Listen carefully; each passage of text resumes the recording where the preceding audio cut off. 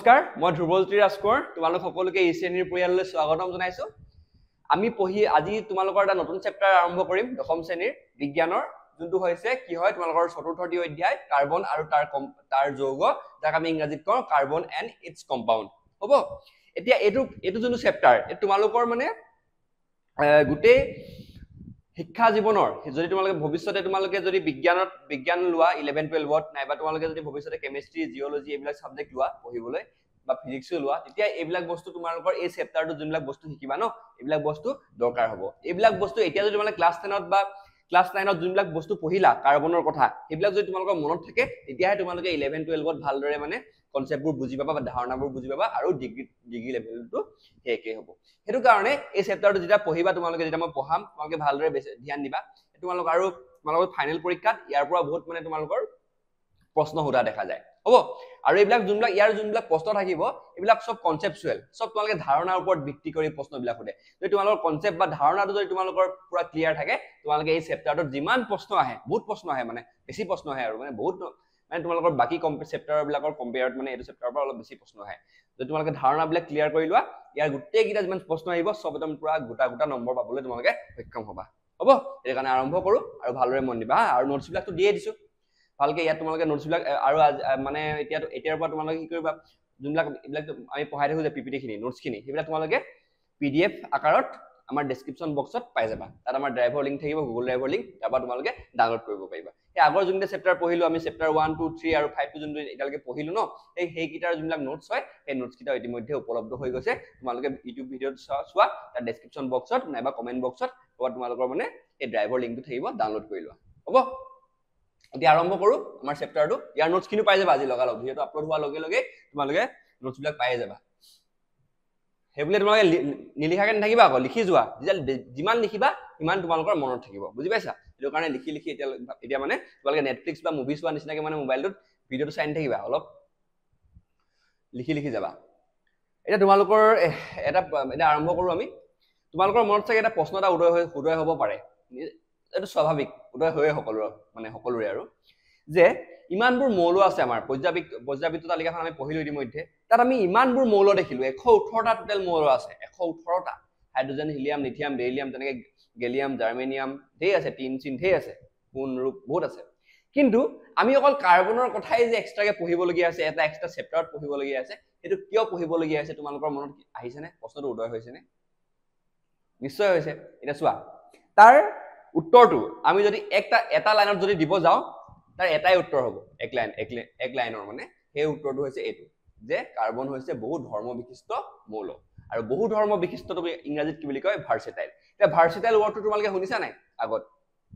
নিশ্চয় শুনিছা এটা চোৱা যেতিয়া তুমি এটা চোৱা তোমালোকৰ লগৰ কিছুমান থাকিব পাৰে লগৰ ল'ৰা ছোৱালী কিছুমান থাকিব পাৰে নাইবা তুমি নিজে হ'ব পাৰা যোনবোৰ সকলোতে পাকৈত যদি পঢ়াটো ভাল হয় তোমাৰ হিয়তি খেলা ধুলাটো ভাল হয় নাইবা নাচ গানো ভালদৰে কৰে সবতে পাকৈত সেইজন কি হ'ব এতিয়া এজন হৈছে তেওঁ হৈছে এটা মানে ভাৰ্সেটাইল ক্যাৰেক্টাৰ এটা আছে তাৰ এই যোনজনে মানে সব নাচিব গাব জানে বা ভালদৰে খেলা ধুলা কৰে বা পঢ়াটো ভাল তেওঁ কি বুলি কম আমি ভাৰ্সেটাইল বুলি কম ঠিক তেনেদৰে আমাৰ কাৰ্বনো কি হৈছে এই গোটেই মৌলৰ যিমান 118টা মৌল আছে তাৰ সবতছে বেছি ভাৰ্সেটাইল বা বহু ধৰ্ম বিশিষ্ট বহুত কেইটা ধৰ্ম থকা বহু ধৰ্ম বিশিষ্ট এটা মৌল এটো কাৰণে আমি এই কাৰ্বনৰ কথা এক্সট্ৰাকে আমি এই চেপ্টাৰটোত পঢ়িম হ'বনে ভালদৰে মন দিবা দিয়া এটা চোৱা দুটা পইণ্ট আছে ইয়াত আমাৰ পৃথিৱীৰ খোলাত একদম কম পৰিমাণে কাৰ্বন আছে একদম কম পৰিমাণে কিমান আছে গম পোৱা নাই 0.02% কাৰ্বন হে আছে গম পাইছা পৃথিৱীৰ খোলা মানে কি পৃথিৱীৰ সাৰফেসত মানে কিমান আছে 0.02% হে তোমাৰ 1%ও নহয় 0.02% হে তোমাৰ কাৰ্বন আছে আৰু ই কি ফৰ্মত থাকে কি ধৰণে থাকে খনিজ পদাৰ্থ হেয়ত পৃথিৱীৰ খোলাত কাৰ্বনেট হাইড্ৰোজেন কাৰ্বনেট কয়লা পেট্ৰলিয়াম আদি ৰূপত থাকে আৰু সেই সব মিলাই কেৱল 0.02% হে আমাৰ পৃথিৱীৰ খোলাত কাৰ্বন থাকে এতিয়া বায়ুমণ্ডলতো একেবাৰে কম 0.03% ইয়াটো 1%ও নহয় 0.03% তোমালোকৰ বায়ুত কাৰ্বন ডাই অক্সাইড থাকে এটা ইমান কম পৰিমাণে থকাৰ পিছতো আমি মানে বহুত কিয় ইমান মানে গুৰুত্ব দিও এই কাৰ্বনক সেই কথাটো আমি এই চেপ্টাৰটোত পঢ়িম হ'ব আৰু তোমালোকৰ এমসিকিউ ফালৰ পৰা যদি চাব যোৱা তেনেহলে এই কিটা পইণ্ট তোমালোকৰ ইম্পৰ্টেন্ট এমসিকিউ সুধি দিব পাৰে কি সুধিব পাৰে যে তোমাৰ আমাৰ পৃথিৱীৰ খোলাত খনিজ পদাৰ্থ হিচাপে কিমান শতাংশ তোমাৰ কাৰ্বন থাকে তোমালোকে পাৰিব লাগিব যে পৃথিৱীৰ খোলাত থাকে 0.02% আৰু বায়ুমণ্ডলত থাকে 0.03% আৰু যে সুধিব পাৰে কি ৰূপত থাকে বায়ুমণ্ডলত থাকে কাৰ্বন ডাই অক্সাইড ৰূপত বা আৰু এফালে তোমাৰ পৃথিৱীৰ খোলাত কাৰ্বনেট হাইড্ৰোজেন কাৰ্বনেট কয়লা পেট্ৰলিয়াম আদি ফৰ্মত থাকে এইবিলাক আৰু বেলেগ ফৰ্মো আছে জাস্ট এইকেইটা তোমালোকৰ মানে পাঠ্যপুথিত দিয়া আছে কাৰণে হাইলাইট কৰি দিছো এইকেইটা সুধিব পাৰে মানে অপচন দি দিব পাৰে এই অপচনটো তোমালোকে এইকেইটা বস্তু জানিলে তোমালোকে অপচনটো ভালদৰে টিক কৰিব পাৰিবা 45টা আহে কিন্তু দেই এমসিকিউ জানা চাগে নিশ্চয় 45 নম্বৰ কম নহয় 45 নম্বৰ পিছত আৰু 15 নম্বৰ পালে তোমালোকে লেটাৰে পাই যাবা বাকিখিনি কৰিলে সেইকাৰণে সেই 45টা একদম 45টা ভিতৰত 45 নম্বৰ ভিতৰত 45 নম্বৰ পাবলৈ চেষ্টা কৰিবা এইবোৰ কেনে 45 নম্বৰ ভিতৰত 45 নম্বৰ কেনেকৈ পাবা এইবোৰ এই সৰু সৰু পইণ্টবোৰ ধ্যান দি ভালদৰে যদি পঢ়া টুকি যোৱা তেতিয়া তোমালোকে পাবা হ'ব এতিয়া প্ৰকৃতিত পৰিমাণ কম হলেও কাৰ্বনৰ গুৰুত্ব অপৰিসীম ইয়াৰ গুৰুত্ব অপৰিসীম মানে সেইকাৰণে আমি কি কৰো কাৰ্বনৰ কথা এক্সট্ৰাকে আমি পঢ়ো এটা চোৱা এইবিলাক ফটো এখন দিছো চোৱা কাৰ্বন ইজ এ ভাৰ্সেটাইল এলিমেন্ট ইংৰাজীত লিখা আছে কি লিখিছো ইয়াত কাৰ্বন হৈছে বহু ধৰ্ম বিশিষ্ট মৌল সেইটো ইংৰাজীত লিখি দিছো কাৰ্বন ক'ত থাকিব পাৰে চোৱা আমি যোনটো চুলা পিন্ধি আছো এইটো যে ইচেনি চুলাটো পিন্ধি আছো যে মই ইয়াতো কি আছে কাৰ্বন আছে এই পেন্সিল পাত লৈ আছো যে মই ইয়াতো কাৰ্বন আছে আৰু তো এইবিলাক থাকে কাৰ্বনৰ এইটো যৌগ আৰু কিতাপ যে পঢ়ি আছো তোমাৰ কিতাপখন যোনখন হাত সাইডত লৈ আছা তুমি বহিখন যোনখন লৈ আছা আমি যোনটো আপেল বা কিবা ফলমূল আম চাম যিটো খাওঁ যোনখন তোমালোকে গাড়ীত উঠিবা তোমালোকে ক'বাত যোৱা যোনটো পানী বটলত তোমালোকে পানী খোৱা নাইবা যোনটো পানী বটলত তোমালোকে কোকা কোলা এইবিলাক বটলবিলাক থাকে যে সেইবিলাকত সকলোতে কি আছে কাৰ্বন আছে মানে কাৰ্বন চাৰিওফালে আছেই মানে গম পাইছা হ'ব এটা এই তিনটা পইণ্ট তোমালোকৰ ইম্পৰ্টেন্ট এমসিকিউ পইণ্ট অফ ভিউৰ পৰা তোমালোকৰ এইকেইটা পইণ্ট ইম্পৰ্টেন্ট তোমালোকে ভালদৰে চাবা হল এতিয়া আমি চাওঁ যে কাৰ্বনৰ বন্ধনী কাৰ্বনৰ লগত বেলেগ এটা কাৰ্বনৰ মৌল হয় নিজৰ কাৰ্বনৰ মৌলৰ লগত নাইবা বেলেগ কোনোবা মৌলৰ লগত কেনেদৰে তোমালোকৰ বন্ধনী কৰে বা কেনেদৰে হেতি বন্ডিং কৰে হেতু চামি দিয়া কাৰ্বনৰ বন্ধনীৰ বিষয়ে চাম হ'ব আৰু সেই যোনটো কাৰ্বনৰ বন্ধনী সেই কাৰ্বনৰ বন্ধনীটো কি বুলি কয় আমাৰ সহযোগী বন্ধনী বুলি কয় এটো ইম্পৰ্টেন্ট হা সহযোগী বন্ধনী বুলি কয় তাক আমি ইংৰাজীত কওঁ কোভেলেন্ট বন্ড ইংৰাজীত সহযোগী বন্ধনীটো কি বুলি কয় কোভেলেন্ট বন্ড এতিয়া আমি আগৰ চেপ্টাৰ বিলাকত আৰু এটা বন্ধনী পঢ়ি আছিলো হেতু কৈছিলো আয়নীয় বন্ধনীটো তোমালোকৰ মনত আছে নে আয়নীয় বন্ধনী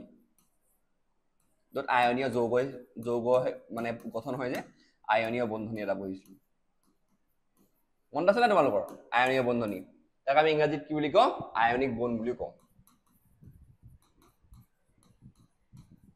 হল এতিয়া সেই আয়নীয় বন্ধনী আৰু সহযোগী বন্ধনীৰ মাজত যোনটো পাৰ্থক্য সেই পাৰ্থক্যটো তোমালোকৰ পৰীক্ষাত উঠা দেখা যায় বুজি পাইছা সেইটো কাৰণে এই পইণ্টটো মই আনি দিছো তোমালোকে ভালদৰে মন দিবা এতিয়া আয়নীয় যৌগ বন্ধনীত কি হৈছিলে আয়নীয় যৌগৰ যোনবিলাক হেৰি আয়নীয় বন্ধনী আয়নীয় যৌগ সেইবিলাক কিহৰ দ্বাৰা গঠন হয় আয়নীয় বন্ধনীৰ দ্বাৰা এতিয়া এই আয়নীয় যোনবিলাক যৌগবোৰ গঠন হ'ব এইবিলাক কি হ'ব ইহঁতৰ গলনাংক আৰু উত্তোলনাংক বহুত উচ্চ হ'ব কিয় উচ্চ হ'ব বুজিছা নাই চোৱা দিয়া আয়নীয় যৌগ গলিত বা দ্ৰবীভূত অৱস্থাত বিদ্যুৎ পৰিবহন কৰে এই ধৰ্মবোৰ ইলেক্ট্ৰযোগী বা আয়নীয় বন্ধনীৰ প্ৰকৃতিৰ ওপৰত নিৰ্ভৰ কৰে এই যৌগবোৰৰ ধৰ্ম হ'ব এই তিনটা পইণ্ট তোমালোকে মন থাকিলে এতিয়া তোমালোকৰ মনত আছে নে আয়নীয় বন্ধনী মানে কি ইয়াত মই বিস্তৃতভাৱে নকৰো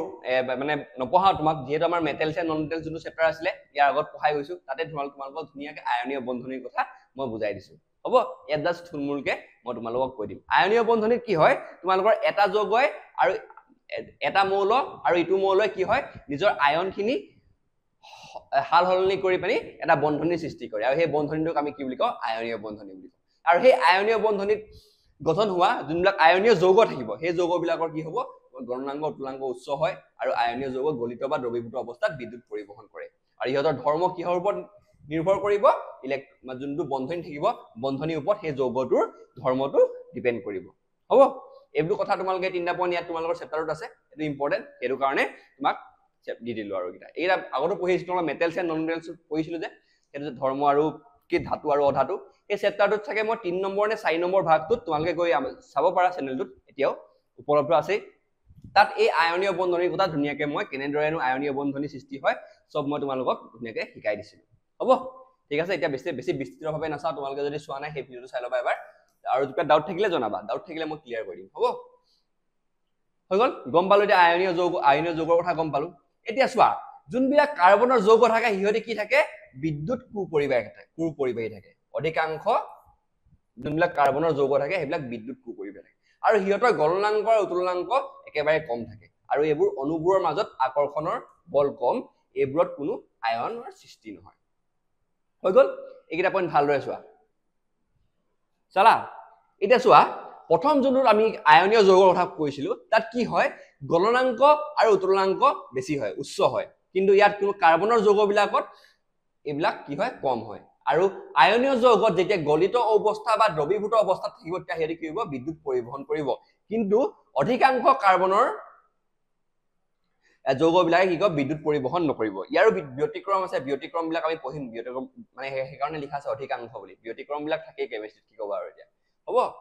এতিয়া এইবোৰৰ কি হয় অনুবোৰৰ মাজত আকৰ্ষণ বলটো কম আৰু এইবোৰ কোনো ইয়াত কোনো আয়নৰ সৃষ্টি নহয় এই আয়নৰ সৃষ্টি নহয় কাৰণে কি হয় বিদ্যুৎ পৰিবহন কৰিব নোৱাৰে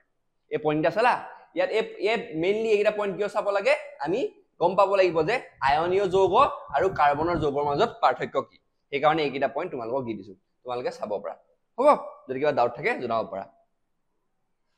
হলে এতিয়া এই যে কাৰ্বনৰ যৌগটোত আমি গম পালো কাৰ্বনৰ যৌগটোত যে তোমালোকৰ হিহতৰ মাজত অনুবোৰৰ আকৰ্ষণটো কম এটো কিহৰ আকৰ্ষণ কি আকৰ্ষণ কিবা আইডিয়া আছে কি আকৰ্ষণ হ'ব পাৰে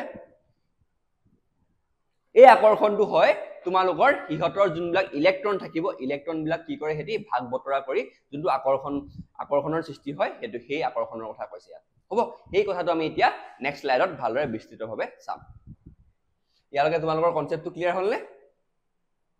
নিশ্চয় হ'ল আৰু তোমালোকৰ এখন তালিকাখন দিয়া আছে তালিকা 4.1 তাত কিছুমান কাৰ্বনৰ যৌগৰ হেৰি গলনাংক আৰু উতুলনাংক দিয়া আছে গলনাংক মানে কি মেল্টিং পইণ্ট উতুলনাংক মানে আছে বইলিং পইণ্ট এইবিলাক ইমান ইম্পৰ্টেন্ট নহয় সেইকেইটা ভ্যালু কিটা কিন্তু তোমালোকে জানিব লাগিব যে কাৰ্বনৰ যৌগৰ কি হয় উতুলনাংক আৰু গলনাংক কিটা কম হয় এটা কথা জানিলে হ'ব আয়নীয় যৌগতকৈ হ'ব হেটো কথা তোমালোকে হৈ গল কি আমি নেক্সটটো চাও নেক্সট টপিকটো তোমালোকে চাই লয় এটো পিডিএফটো পাই যাব আৰু এতিয়া চোৱা আমি কাৰ্বনৰ কিছুমান কেমিক্যাল মানে কি ৰাসায়নিক ধৰ্ম কিছুমান পঢ়িম ৰাসায়নিক ধৰ্ম বুলি কব পাৰো যে এতিয়া যোজন ক্ষমতা তোমালোকৰ মনত আছে না যোজন ক্ষমতা ভ্যালেন্সি ক্লাস 9 টো পঢ়িছা ইয়াৰ আগৰ চেপ্টাৰ কিটাটো মই ভালদৰে বুজাইছো তোমালোকক এই যোজন ক্ষমতাৰ ওপৰত কি কৰিব মৌলবোৰৰ যোজন ক্ষমতা যোজক ইলেক্ট্ৰনৰ সংখ্যাৰ ওপৰত নিৰ্ভৰ কৰে তোমালোকে জানা ক্লাস 9 ত পঢ়ি আছা ইয়াৰ যোনটো যোজন ক্ষমতা যোজক ইলেক্ট্ৰনৰ ওপৰত ডিপেন্ড কৰিব যোজক ইলেক্ট্ৰন কোনবিলাক এই যোনটো আউটাৰ মোস্ট সেলত থাকে যে কাৰ্বনৰ কিমান ছিলে কাৰ্বনৰ লাষ্টত 4টা থাকে চাৰিফালে 1 2 3 4 ইয়াৰ কি হয় যোজক ইলেক্ট্ৰনৰ সংখ্যা কিমান হয় 4 হয় নাই আৰু এই যোজক ইলেক্ট্ৰন কোন কিটা এই তোমালোকৰ এই হেৰিটাত কক্ষকিটাত থকা একদম হেখৰ যোনটো কক্ষত থাকিব কক্ষত থকা যোন কিটা ইলেক্ট্ৰন থাকিব হেগিটা কি বুলি কওঁ আমি যোজক ইলেক্ট্ৰন বুলি কওঁ আৰু সেই যোজক ইলেক্ট্ৰনৰ ওপৰত কি কৰিব ইহতৰ যোজন ক্ষমতা বা ভ্যালেন্সিটো ডিপেন্ড কৰিব হ'ব এতিয়া তোমালোকে এটো কথা জানিব লাগিব ইতিমধ্যে জানাই থাকে তোমালোকে যে কাৰ্বনৰ কিমান পৰমাণু ক্ৰম 6 হয় মানে এটমিক নাম্বাৰ হিহতৰ 6 তেতিয়া হলে ইয়াৰ ইলেক্ট্ৰনিক বিন্যাস বা ইলেক্ট্ৰনিক কনফিগাৰেশন কিমান হ'ব তোমাৰ 2 আৰু 4 মানে প্ৰথম যোনটো আমাৰ কক্ষ থাকিব তাত দুটা ইলেক্ট্ৰন থাকিব আৰু দ্বিতীয় যোনটো কক্ষ থাকিব তাত থাকিব তোমাৰ 4টা ইলেক্ট্ৰন এটো চোৱা কাৰ্বনটো কেনেকুৱা হয় এনেকুৱা হয় চোৱা চাইলে ভালদৰে চোৱা মাজত কি আছে এটো নিউক্লিয়াছ প্ৰথম যোনটো কক্ষ থাকিব তাত দুটা ইলেক্ট্ৰন থাকিব আৰু নেক্সট যোনটো কক্ষ থাকিব তাত কি থাকিব 4টা ইলেক্ট্ৰন থাকিব সৰি 4টা ইলেক্ট্ৰন হৈ গল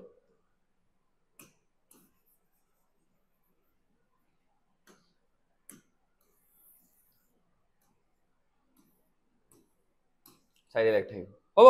এতিয়া আমি গম পালো যে প্ৰথম লাইনত যেটো পঢ়ি আহিছো আমি আগতো পঢ়ি আহিছো যে যোজন ক্ষমতা কিহৰ ওপৰত নিৰ্ভৰ কৰিব তোমাৰ যোজক ইলেক্ট্ৰন ইয়াত যোজক ইলেক্ট্ৰন কেইটা আমাৰ 4টা হ'ব তো আমি কাৰ্বনৰ বহিতম কক্ষত 4টা যোজক ইলেক্ট্ৰন থাকে তোমালোকে জানিব লাগিব নিশ্চয় জানা হলে এতিয়া কাৰ্বনে যদি যৌগ বনাবলৈ চেষ্টা কৰে এটা নিজৰ মৌলৰ লগতে হওক নাইবা বেলেগ যদি যৌগ বনাব চেষ্টা কৰিব যদি যৌগৰ মানে সৃষ্টি কৰিবলৈ চেষ্টা কৰে তে কি কৰিব লাগিব এই 4টা ইলেক্ট্ৰন কি এৰি দিব লাগিব নাইবা 4টা ইলেক্ট্ৰন কি বেলেগৰ পৰা ল'ব লাগিব তোমালোকৰ কনসেপ্টটো ক্লিয়াৰ আছে না যে মানে হেৰি বন্ধনী কেনেদৰে সৃষ্টি হয় নিশ্চয় আছে মেটেলছ ধাতু আৰু অধাতু চেপ্টাৰটো তোমালোকক ধুনীয়াকৈ পঢ়াইছিল নাই এতিয়া চোৱা যেতিয়া কাৰ্বনৰ যিহেতু যোজক ইলেক্ট্ৰন কেইটা আছে 4টা আৰু প্ৰতিটো মৌলয় কি কৰে কথাবিলাক মন দিবা হা প্ৰতিটো মৌলয় এটা তোমালোকৰ সম্ভ্ৰান্ত গেছৰ যোনটো বিন্যাস অষ্টকটো সেই অষ্টকটো সম্পূৰ্ণ কৰিবলৈ চেষ্টা কৰে হয় বললে এটা কাৰ্বনেও চেষ্টা কৰিব নিজৰ অষ্টকটো সম্পূৰ্ণ কৰিবলৈ মানে কি কৰিবলৈ তোমালোকৰ যোনটো সম্ভ্ৰান্ত গেছৰ যোনটো বিন্যাস সেই বিন্যাসটো পাবলৈ কি চেষ্টা কৰিব হি তাৰ যেহেতু তাৰ যোনটো বাহিৰৰ কক্ষটো আছে এই বাহিৰৰ কক্ষটোত 4টা ইলেক্ট্ৰন আছে এতিয়া বাহিৰৰ 2 নম্বৰ কক্ষত কেইটা ইলেক্ট্ৰন থাকিব পাৰে আগত পঢ়ি আহিছা তোমালোকে কেইটা ইলেক্ট্ৰন থাকিব পাৰে 8টা ইলেক্ট্ৰন থাকিব পাৰে এতিয়া যেহেতু কাৰ্বনৰ ওচৰত অকল 4টা ইলেক্ট্ৰন আছে তোমাৰ আছে নে কি কৰিব এই 4টা ইলেক্ট্ৰন এৰিব চাব নাইবা 4টা ইলেক্ট্ৰন ল'ব চাব তেতিয়াহে কি কৰিব নিজৰ সম্ভ্ৰান্ত গেছৰ যোনটো বিন্যাস এটো লাভ কৰিব হ'ব এটা চাও হা আমি কি 4টা ইলেক্ট্ৰন যদি এৰে বা 4টা ইলেক্ট্ৰন বেলেগৰ পৰা লয় তেতিয়া কি হয় তে কি হ'ব পাৰে এটো পাৰিবনে নোৱাৰে এই বস্তুটো চাও হা এটো বস্তু ইম্পৰ্টেন্ট তোমালোক পৰীক্ষাত দেখা যায় এটোৰা পইণ্ট হা ইম্পৰ্টেন্ট আছে তোমালোকে ভাল দেখিবা এতিয়া চোৱা কাৰ্বনে সম্ভ্ৰান্ত গেছৰ বিন্যাস লাভ কৰিবলৈ 4টা ইলেক্ট্ৰন গ্ৰহণ বা 4টা ইলেক্ট্ৰন ত্যাগ কৰিব লাগে হেতুৱে মজুন এটা তোমালোক বুজাই থৈ গলো বলা আগৰ কনসেপ্ট বিলাক লাগিব হা তোমালোকে যদি কিবা ডাউট আছে ডাউট বিলাক কবা তোমালোকে হ'ব এতিয়া প্ৰথম যোনটো উপায় কাৰ্বনৰ ওচৰত থাকিব হেতু চাও হা এতিয়া যেতিয়া যদি কাৰ্বনে 4টা ইলেক্ট্ৰন গ্ৰহণ কৰে যদি 4টা ইলেক্ট্ৰন বেলেগৰ পৰা গ্ৰহণ কৰে তেতিয়া কি হৈ যাব 8টা ইলেক্ট্ৰন হৈ যাব বুজা হা কথাটো বুজিবা ভালদৰে বুজিবা সব কনসেপচুৱেল এটো চেপ্টাৰটো মই কনসেপ্টটো বুজিলেহে বুজি পাবা সব এছোৱা যদি 4টা ইলেক্ট্ৰন গ্ৰহণ কৰে তেতিয়া কি হৈ যাব C4- হ'ব নাই আমি আগতে পঢ়ি আহিছো যে যেতিয়া এটা মৌলয় কাৰ্বন নহয় যেতিয়া ইলেক্ট্ৰন গ্ৰহণ কৰিব তেতিয়া কি হৈ যাব ই নেগেটিভ চাৰ্জ হৈ যাব মানে কি ঋণাত্মক চাৰ্জ এটা আহি যাব তাত আৰু যদি হি ইলেক্ট্ৰন দিলে তাতকে ধনাত্মক চাৰ্জ এটা মানে পজিটিভ চাৰ্জ এটা আহি যাব এটা আগতে পাই আহিছো আমি যেতিয়া কাৰ্বনে 4টা ইলেক্ট্ৰন বেলেগৰ পৰা গ্ৰহণ কৰিব তেতিয়া কি হৈ যাব ই C4- নহব জানো নিশ্চয় হ'ব এতিয়া যদি কাৰ্বনে 4টা ইলেক্ট্ৰন গ্ৰহণ কৰে C4- হ'ব এটা গম পালা তোমালোকে হ'বনে এটো নিশ্চয় হ'ব আৰু ই কি হ'ব এটা এনায়নৰ গঠন কৰিব যোনটো মাইনাস থাকে কি চাৰ্জটো কি কয় এনায়ন বুলি কয় নাই আৰু পজিটিভটো কেটায়ন বুলি কয় তো মন আছে চাগে নিশ্চয় তোমালোকৰ এতিয়া কিন্তু কাৰ্বনৰ নিউক্লিয়াছত 6টা প্ৰটন থাকে যিয়ে 10টা ইলেক্ট্ৰন ধৰিব নোৱাৰে তোমালোকে ক্লাস 6 নে ক্লাস 9ত পঢ়িছিলা হয় নাই এটা বস্তু পঢ়িছিলা যে প্ৰটন আৰু ইলেক্ট্ৰনৰ সংখ্যা সদায় একেই থাকিব লাগিব হ'ব এটা মৌলত যদি প্ৰটন 6টা থাকে ইলেক্ট্ৰনো 6টা থাকিব লাগিব হ'ব যদি 7টা যদি ইলেক্ট্ৰন থাকে 7টা প্ৰটন থাকিব এই কনসেপ্টটো তোমালোকৰ মনত আছে নাই আছে যদি আছে বুলি ধৰি লৈছো মই যদি তোমালোকৰ নাই কবা মই হেতু বস্তু তোমালোকৰ এটা শৰ্ট ভিডিও বনাই কৈ দিম হ'ব হেতু কাৰণে তোমালোকে কমেন্ট কৰিবা নাই কি বুলি কবা তোমালোকে কি বুলি কমেন্ট কৰিবা তোমালোকে প্ৰটন বুলি কমেন্ট কৰিবা ভিডিওৰ তলত প্ৰটন বুলি কমেন্ট কৰা মই গম পাই যাম তোমালোকৰ প্ৰটন এণ্ড ইলেক্ট্ৰন বুলি কমেন্ট কৰিবা proton and electron বুলি তোমালোকে কমেন্ট কৰিবা ভিডিওৰ তলত এতিয়া মই গম পাম তোমালোকৰ এই কনসেপ্ট ক্লিয়াৰ নাই আৰু মই এটা শৰ্ট সৰু ভিডিও এটা বনাই তোমালোকক এই কনসেপ্টটো বুজাই দিম হ'ব এটা আগৰ কনসেপ্ট আগৰ ক্লাছত পাইছা নিজে তোমালোকে কনসেপ্টটো ক্লিয়াৰ কৰিবা কিতাপবিলাক পঢ়ি তোমাৰ কথা এতিয়া তোমালোকে কমেন্ট কৰি মই তোমালোকক ক্লিয়াৰ কৰাটো বিচাৰা তোমালোকে নিজে কিতাপ পঢ়ি ক্লিয়াৰ হোৱাটো বিচাৰা তোমালোকৰ ইচ্ছা এতিয়া তোমালোকে যদি ক্লিয়াৰ কৰিব মই যদি ক্লিয়াৰ কৰিব তোমালোকে বিচাৰা ক্লিয়াৰ কৰি দিয়ক বুলি ভাবা মানে মই যদি ক্লিয়াৰ কৰাটো ভাবা তোমালোকে তালে তোমালোকে কমেন্ট কৰিব লাগিব তেতিয়াহে মই কৰিম হ'ব কমেন্ট নকৰা ভিউজ আহে 50টা 100টা মান তোমালোকে কমেন্টে নকৰা কমেন্ট কৰিব লাগিব ন তেতিয়াহে গম পাম এতিয়া চোৱা কাৰ্বনৰ বহিৰতম এইটো চালো গম পালো এইটো কথা এতিয়া সেই কনসেপ্টটা আসলে যে নিউক্লিয়াছত যিমানটা প্ৰোটন থাকিব সিমানটা ইলেক্ট্ৰন থাকিব লাগিব হ'ব এতিয়া যেতিয়া কাৰ্বনে 4টা ইলেক্ট্ৰন বেলেগৰ পৰা গ্ৰহণ কৰিব তেতিয়া কি হৈ যাব 10টা ইলেক্ট্ৰন হ'ব নাই 1 2 3 4 5 6 7 8 9 10 10টা ইলেক্ট্ৰন হৈ গল এতিয়া এই 10টা ইলেক্ট্ৰন হোৱাটো মানে তোমালোকৰ ইম্পসিবল কাৰণ প্ৰোটনটো কি পজিটিভ চাৰ্জ এই নিউক্লিয়াছে সেই ইলেক্ট্ৰনটিক ধৰি থাকে 10টা ইলেক্ট্ৰন যদি হয় এটা এটা মৌলৰ কেন্দ্ৰৰ সৃষ্টি হয় নিউক্লিয়াছত যোনটো পজিটিভ আধান থাকে তোমালোকৰ পজিটিভ চাৰ্জ থাকে সেই আধানটোৱে সেই চাৰ্জটোৱে নেগেটিভ আধানযুক্ত ইলেক্ট্ৰন কিটাক ধৰি ৰাখে আকৰ্ষণৰ দ্বাৰা যদি তোমালোকৰ নিউক্লিয়াছত যদি 6টা ইলেক্ট্ৰন থাকে 6টা প্ৰোটন থাকে আৰু নিউক্লিয়াছত আৰু যদি তোমাৰ ইলেক্ট্ৰন থাকে তোমালোকৰ 10টা ই ধৰি ৰাখিব নোৱাৰিব বস্তুটো হেতু কাৰণে সেই মৌলটোৰ গঠনেই নহব বুজি পাইছা এটো ইম্পসিবল মানে প্ৰথম যোনটো কেছ এটো ইম্পসিবল হয় হ'ব সেই কাৰণে কি কৰিব পাৰে আমি কি গম পালো যে কাৰ্বনে কেতিয়াও তোমালোকৰ বেলেগৰ পৰা 4টা ইলেক্ট্ৰন গ্ৰহণ কৰিব নোৱাৰে হৈ গল কনসেপ্টটো ক্লিয়াৰ হ'ল নে ভালৰে পঢ়িছো এই দুটা লাইন সো মই দিছো ভালৰে এই দুটা লাইন পঢ়িছো ইম্পৰ্টেন্ট না এটা লাইন ইম্পৰ্টেন্ট যদি কাৰ্বনে 4টা ইলেক্ট্ৰন গ্ৰহণ কৰে তা C4 - N গঠন কৰিব লাগিব কিন্তু কাৰ্বনৰ নিউক্লিয়াছত 6টা প্ৰোটনে থাকে যিয়ে 10টা ইলেক্ট্ৰন ধৰি ৰাখিব নোৱাৰে হল ইজি এন্ড সিম্পল হয় নাই 6টা প্ৰোটন আৰু 10টা ইলেক্ট্ৰন কিয় ধৰি ৰাখিব নোৱাৰে সেই কনসেপ্ট তোমালোকক বুজাই দিলো মই বুজালো নাই বুজি পালা নাই নেক্সট তোমালোকৰ নেক্সট মানে হেটো কাৰ্বনৰ ওচৰত থকা হিটো উপায় চাও নেক্সট উপায়টো কি হ'ব নেক্সট উপায়টো যোনটো কাৰ্বনৰ ওচৰত থাকিব হেতু হ'ব যে কাৰ্বনে 4টা ইলেক্ট্ৰন যোনটো কাৰ্বনৰ 4টা ইলেক্ট্ৰন আছে বহি কক্ষত প্ৰথম কক্ষত দুটা এফালে 4টা এটা দুটা তিনটা 4টা কি কৰিব নেক্সট উপায়টো হ'ল এই 4টা ইলেক্ট্ৰন ত্যাগ কৰিব এই 4টা ইলেক্ট্ৰন ত্যাগ কৰি দিব ত্যাগ কৰিলে কি হৈ যাব তোমাৰ এই যোনটো বাহিৰত সেলত ইলেক্ট্ৰন নাথাকিব অকল এনেকা হৈ থাকিব দুটা ইলেক্ট্ৰন থাকিব হ'ব এতিয়া যে কি হৈ যাব যদি হি ইলেক্ট্ৰন ত্যাগ কৰে তেতিয়া হি কি হৈ যাব তোমাৰ C4+ হৈ যাব C4+ হৈ যাব মানে ইলেক্ট্ৰন ত্যাগ কৰিছে 4টা ইলেক্ট্ৰন ত্যাগ কৰিছে সেইকাৰণে 4+ তেতিয়া ইলেক্ট্ৰন মৌলটো ইলেক্ট্ৰন ত্যাগ কৰিব তেতিয়া কি হ'ব পজিটিভ চাৰ্জ আহিব মানে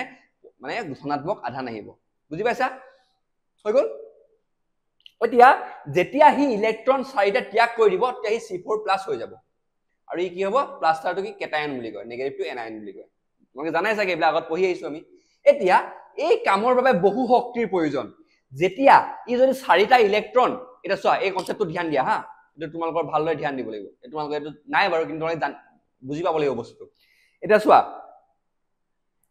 নিউক্লিয়াছটো কি হয় পজিটিভ ধনাত্মক আধানযুক্ত মানে পজিটিভ চাৰ্জ থকা ইলেক্ট্ৰন খিনি কি হয় নেগেটিভ চাৰ্জ যুক্ত মানে ঋণাত্মক আধানযুক্ত এতিয়া এটা মৌলত কি হয় সেই নিউক্লিয়াছত থকা যোনটো পজিটিভ আধান বা ধনাত্মক আধানটো আছে কি ঋণাত্মক আধান বা নেগেটিভ চাৰ্জ থকা ইলেক্ট্ৰনবিলাক টানি পেনি ধৰি ৰাখে পুৰা টানছে ধৰি ৰাখে যেহেতু পিছত আমি পঢ়িম যে কাৰ্বনৰ যোনটো মৌল সেইটো একদম সৰু বহুত সৰু মানে বাকিবিলাক মৌলতকৈ সেইটো কাৰণে যোনটো হিয়তৰ মাজত যোনটো নিউক্লিয়াছ আৰু ইলেক্ট্ৰনৰ মাজত যোনটো আকৰ্ষণ সেই আকৰ্ষণটো বহুত বেছি মানে বহুত বেছি হয় নাই সেইটো কাৰণে সেই যোনটো 4টা ইলেক্ট্ৰন বাহিৰত থাকে সেইকেইটা ত্যাগ কৰিবলৈ সেইকেইটা আঁতৰি যাবলৈ বহুত শক্তিৰ প্ৰয়োজন হ'ব শক্তি কিয় প্ৰয়োজন হ'ব এটা তোমাক উদাহৰণ এটা দেখিছো চোৱা উদাহৰণ এটা দিছো এটা চোৱা তোমাৰ ওচৰত কি বুলি কয় কি উদাহৰণ দিও এটা হেৰি এটা আছে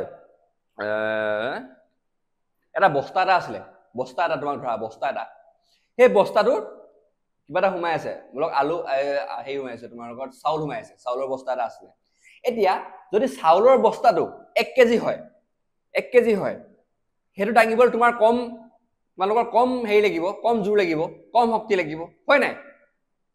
হয় নাই এতিয়া তোমালোকৰ যোনটো এটা চাউলৰ অৱস্থাটো মাটিৰ তলত আছে মাটিত মানে আছে মানে এনেকে আছে আৰু তোমালোকৰ তাৰপিছত সেইটো দাঙিব সেইটো কি হৈ আছে তোমালোকৰ যোনটো মধ্যাকৰ্ষণ শক্তি আছে আমাৰ পৃথিৱীৰ সি টানি আছে হ'ব সেই এতিয়া মধ্যাকৰ্ষণ শক্তিয়ে কি কৰি আছে বস্তুটো এই চাউলৰ অৱস্থাটো টানি আছে এতিয়া আমি সেই 1 কেজিৰ যোনটো চাউলৰ বস্তা সেইটো আমি ইজিলি মধ্যাকৰ্ষণ শক্তিটো মানে আমি অতৰাই পিনি আমি ধুনীয়াকৈ দাঙি আনিব পাৰিম কিন্তু যদি এই চাউলৰ বস্তাটো যদি 10 কেজি হয় তেতিয়া আমাৰ বেছি শক্তিৰ প্ৰয়োজন হ'ব নাই মানে মধ্যাকৰ্ষণ শক্তিয়ে বেছি জোৰে টানিব হয় নাই তাক আমি যদি ওপৰত দাঙো তেতিয়া বেছি শক্তিৰ প্ৰয়োজন হ'ব ঠিক তেনেদৰে এই যেতিয়া ইলেক্ট্ৰনটো কি আমি যদি মধ্যাকৰ্ষণ শক্তি চাউলৰ বস্তাৰ ক্ষেত্ৰত কৈছো আৰু ইলেক্ট্ৰনটো তেনেকে ধৰো ইলেক্ট্ৰনটো টানি আছে সেইকেইটা মানে কি ইলেক্ট্ৰন নহয় সৰি নিউক্লিয়াছটো টানি আছে ইলেক্ট্ৰন কেইটা আমি এতিয়া ইমান জোৰে টানিছে এই টানি থকা যোনটা ইলেক্ট্ৰন থাকিব সেইকেইটাক আমি আঁতৰাই আনিবলৈ বেছি জোৰৰ প্ৰয়োজন হ'ব সেইটো বস্তু ইয়াত কৈছে মানে কনচেপ্টটো বুজি পাইছা এই যোনকেইটা এই 4টা ইলেক্ট্ৰন বাহিৰত থাকিব যে এইকেইটা এই যোনটো নিউক্লিয়াছৰ যোনটো আকৰ্ষণ টানি থাকিব যে নিউক্লিয়াছৰ যোনটো আকৰ্ষণ তাৰ পৰা আঁতৰাই আনিবলৈ সেই আকৰ্ষণটো বা আঁতৰাই আনিবলৈ বহু শক্তিৰ প্ৰয়োজন হ'ব হল প্ৰথম পইণ্ট আৰু লগতে পৰমাণু গৰ্ভত 6টা প্ৰটনৰ বিপৰীতে কেৱল 2টা ইলেক্ট্ৰনহে থাকিব যি অস্থিৰ হ'ব আৰু যদি পৰমাণু গৰ্ভত কি হ'ব যোনটো 6টা প্ৰটনৰ বিপৰীতে অকল 2টা ইলেক্ট্ৰনহে থাকিব মানে হ'ব মানে হেৰ যোনটো মাজত অকল ইয়াত চোৱা এটো এফালে চোৱা সেকেন্ড লাইনটো মিনিংটো চোৱা তোমালোকৰ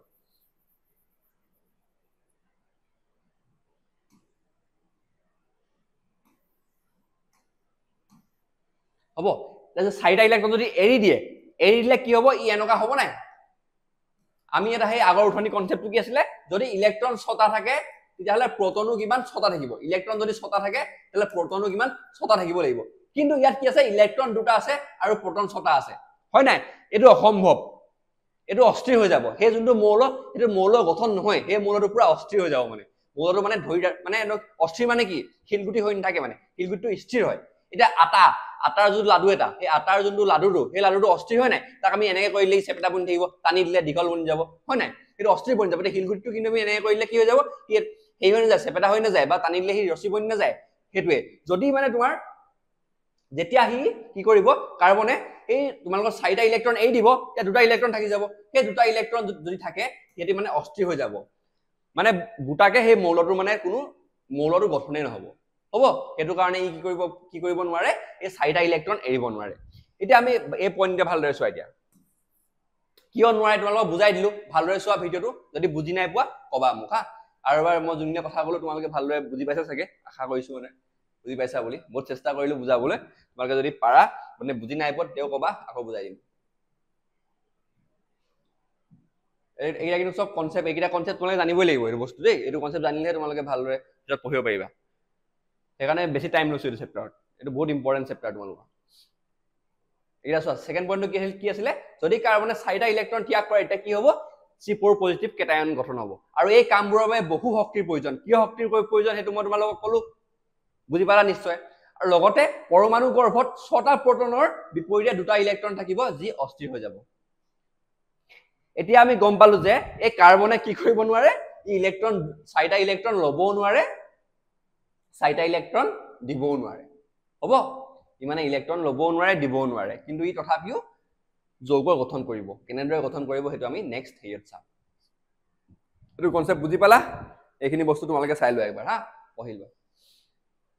এটা তোমালোকে যদি কিবা ডাউট থাকে লগালগ কমেন্ট সেকশনত জনোৱা একদম ভিডিওটো চাই আছা নহয় পজ কৰা চাই এটো বস্তু বুজি নাপালো কৈ দিয়া নেক্সট মানে যোনটো ভিডিও আহিব তাত মই কৈ দিম তোমালোকক হ'ব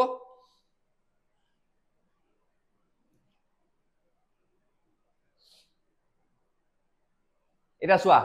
এই পইণ্টটা ধ্যান দিয়া হা হেইহে কাৰ্বন ইলেক্ট্ৰন ত্যাগ বা গ্ৰহণ নকৰি আন পৰমাণুৰ সৈতে ইলেক্ট্ৰন ভাগ বতৰা কৰে এটা কাৰ্বন বেচেৰাই ইলেক্ট্ৰন দিবও নোৱাৰে ইলেক্ট্ৰন ল'বও নোৱাৰে তে হি কি কৰিব গম পোৱা নাই ভাগ বতৰা কৰিব ই কৈছে মানে ভাই মইতো ইলেক্ট্ৰন দিবও নোৱাৰো আৰু মোৰ পৰা ল'বও নোৱাৰো যদি মই তোমাক ইলেক্ট্ৰন দিও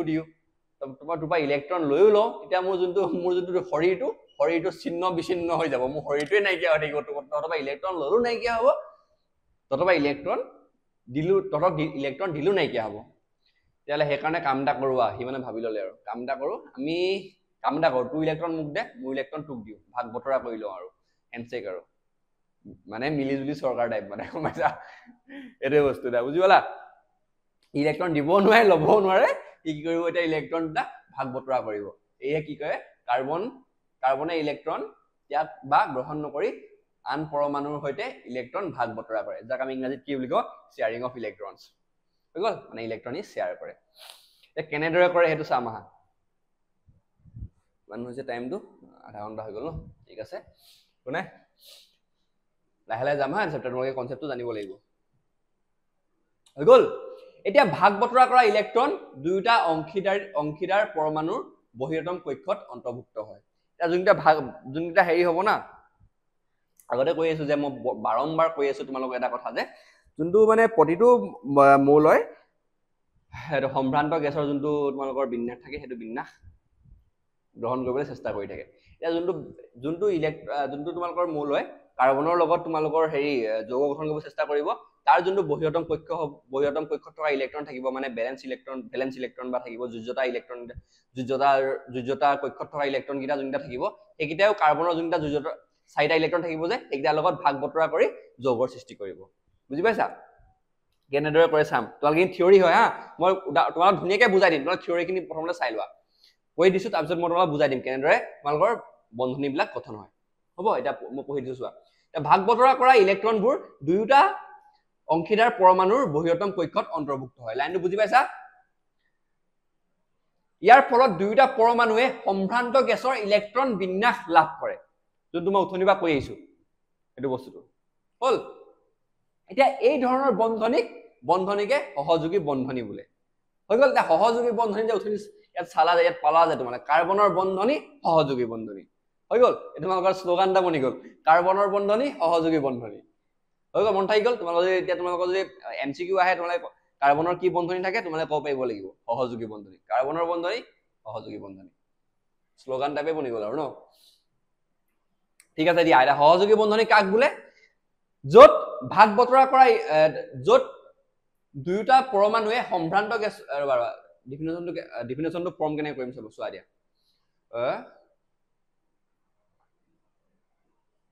যেতিয়া তোমালোকে ডিফিনেশ্যনটো লিখি ল'ব পাৰা হা মই কৈ দিছো যেতিয়া এটা যৌগ এতিয়া এটা যৌগ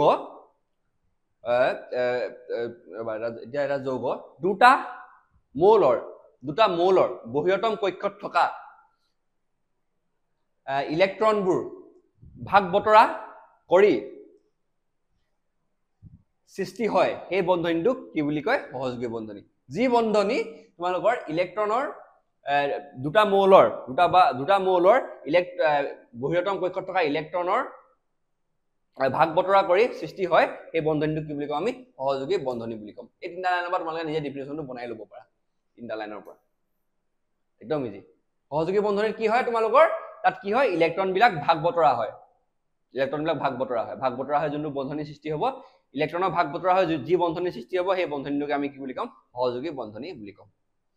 এতিয়া আমি এক্সাম্পল চাম হা এতিয়া অকল আজি কি কৰিম তোমালোকৰ এক্সাম্পল দুটামান চাম তাৰপৰা হৈ যাব এইটো ভিডিঅ'ৰ তোমালোকৰ চাগে বহুত হেৰি কৰিলো বহুত বুজালো চাগে তোমালোকৰ মানে আমনি পাই গ'লে চাগে বস্তুটো পাৰা নেকি আমনি যদি পাইছা তোমালোকে কোৱা মোৰ মানে আমনি লাগি গ'ল মানে চিঞৰি গম পাইছা নাই একেটা কথাই ঠিক আছে দিয়া একো নাই ক'ব লাগিব তোমালোকক বুজাবলৈ ৰেডি তোমালোকে ডাউট থাকিলে জাষ্ট ক'বা মই ৰেডি আৰু যিমান চিঞৰিব লাগে যি হ'ল বাৰু তোমালোকৰ ডাউটবিলাক ক্লিয়াৰ কৰিম আৰু এতিয়া চোৱা এতিয়া প্ৰথম যোনটো আমাৰ তোমালোকৰ হেৰি উদাহৰণ সেইটো কি হয় হাইড্ৰজেনৰ উদাহৰণ হাইড্ৰজেনত কি হয় কেনেদৰে সহযোগী বন্ধনী সৃষ্টি হয় সেইটো চাম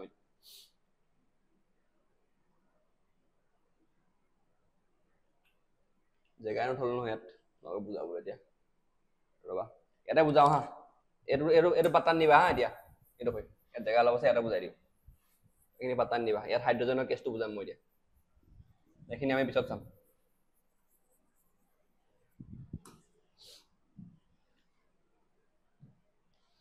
এতিয়া চোৱা হাইড্ৰজেনৰ কথাটো চাম হা হাইড্ৰজেন কি হয় হাইড্ৰজেনৰ এটমিক নাম্বাৰ বা পৰমাণু ক্ৰমাংক কিমান হয় 1 হয় নাই প্ৰথমত আছে এটমিক নাম্বাৰ কিমান হয় পৰমাণু ক্ৰমাংক কিমান হয় তোমালোকৰ 1 মানে ইয়াৰ যোনটো ইলেক্ট্ৰনীয় বিন্যাসটো এনেদৰে হ'ব হয় নাই ইলেক্ট্ৰনৰ বিন্যাসটো 1 হ'ব বাৰু যি হলো যদি আমি আকাৰ আঁকিব যাওঁ আঁকিব গলে মাজত নিউক্লিয়াছটো হ'ব আৰু এটা ইলেক্ট্ৰন হ'ব এতিয়া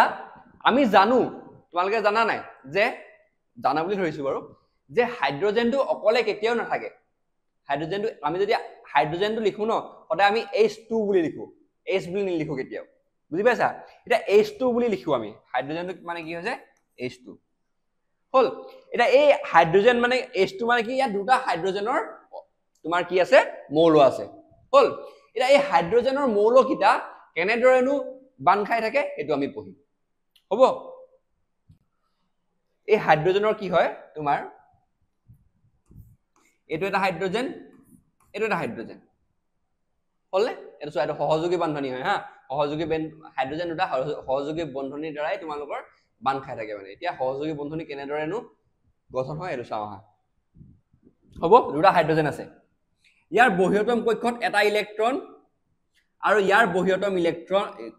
হেয়ত এটা ইলেক্ট্ৰন দুটা হাইড্ৰোজেন লৈছো এটা হাইড্ৰোজেন হ'ব বহিৰতম কক্ষত দুটা হাইড্ৰোজেনৰ কিমানটা ইলেক্ট্ৰন থাকে এটা ইলেক্ট্ৰন হয়নে এতিয়া চোৱা যোনটো প্ৰথমটো এটো হাইড্ৰোজেন তাৰ ইলেক্ট্ৰনটো এটো হলে আৰু নেক্সট যোনটো হাইড্ৰোজেন তাৰ ইলেক্ট্ৰনটো এটো ইয়া ক্ৰস চিহ্ন দেখাইছো হল এতিয়া কি কৰিব ইউ বিচাৰিব যে সম্ভ্ৰান্ত গেছৰ বিন্যাসটো লাভ কৰিবলৈ হ'ব এতিয়া সম্ভ্ৰান্ত গেছৰ বিন্যাস লাভ কৰিবলৈ হাইড্ৰোজেনটো কেটা ইলেক্ট্ৰন লাগিব এটা ইলেক্ট্ৰন লাগিব প্ৰথম যেহেতু প্ৰথম যোনটো কক্ষতা দুটা ইলেক্ট্ৰন থাকে নাই হেতু কাৰণ যদি সম্ভ্ৰান্ত গেছৰ ইলেক্ট্ৰনটো যদি লাভ কৰিব লাগে তাহি কি পাব তোমালোকৰ আৰু এটা ইলেক্ট্ৰন হি গ্ৰহণ লাগিব মানে তাক আৰু এটা ইলেক্ট্ৰন তাক দৰকাৰ হ'ব তাহি সম্ভ্ৰান্ত গেছৰ যোনটো এই তোমাৰ কি বুলি কয় বিন্যাসটো লাভ কৰিব হলনে এটা চোৱা তাৰ কাৰণে কি কৰিব এই হাইড্ৰোজেনটোৱে বেলেগ এটা হাইড্ৰোজেনৰ যোনটো ইলেক্ট্ৰন থাকিব বাহিৰৰ কক্ষত সেই ইলেক্ট্ৰনটোৰ লগত নিজৰ ইলেক্ট্ৰনটো ভাগ বতৰা কৰিব কেনেদৰে কৰিব চোৱা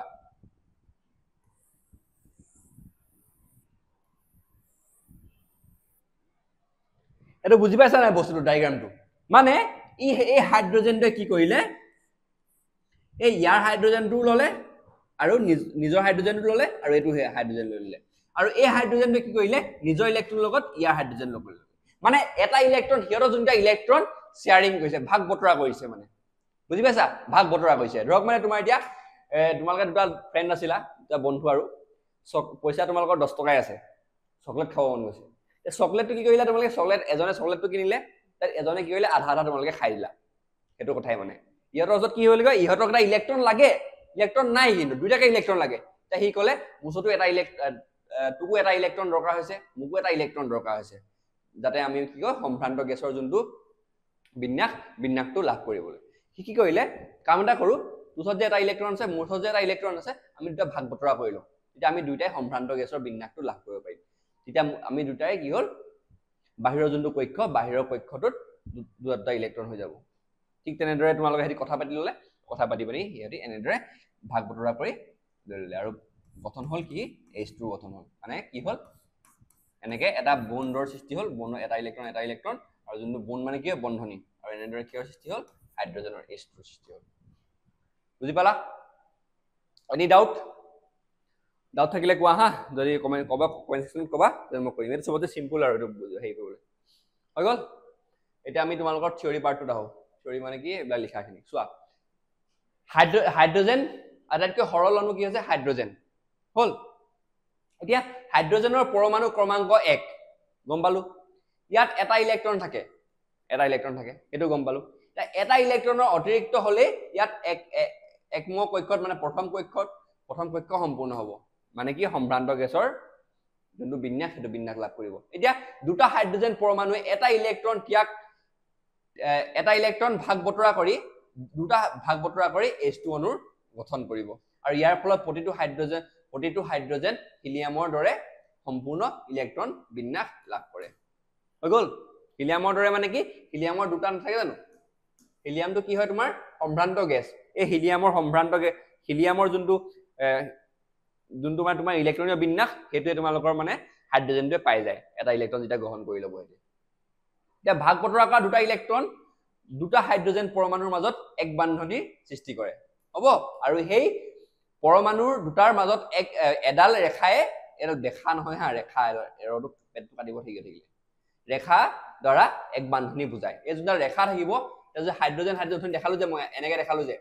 হ'ব এটা কি দুটা ইলেক্ট্ৰনে এডাল ৰেখাৰ সৃষ্টি কৰে এডাল ৰেখা মানে কি এটা এডাল বান্ধনি হ'ব মানে কি কৈছে তোমালোকক যে এটা ইলেক্ট্ৰন শ্বেয়াৰ হৈছে নাই ইয়াৰ এটা ইলেক্ট্ৰন মানে ভাগ বতৰা হৈছে তাৰ ফলত এডাল মানে কি বান্ধনিৰ সৃষ্টি হৈছে এই বান্ধনিডাল কিহেৰে দেখায় এডাল ৰেখাই দেখায় হ'ব আৰু এডাল বান্ধনি বা এডাল ৰেখা কিহেৰে সৃষ্টি হ'ব দুটা ইলেক্ট্ৰনৰ দ্বাৰা সৃষ্টি হ'ব হ'ব যদি চাৰিটা ইলেক্ট্ৰন থাকে তেতিয়াহ'লে দুডাল বান্ধনি সৃষ্টি হ'ব বুজি পালা এই কথাটো ইয়াত কৈছে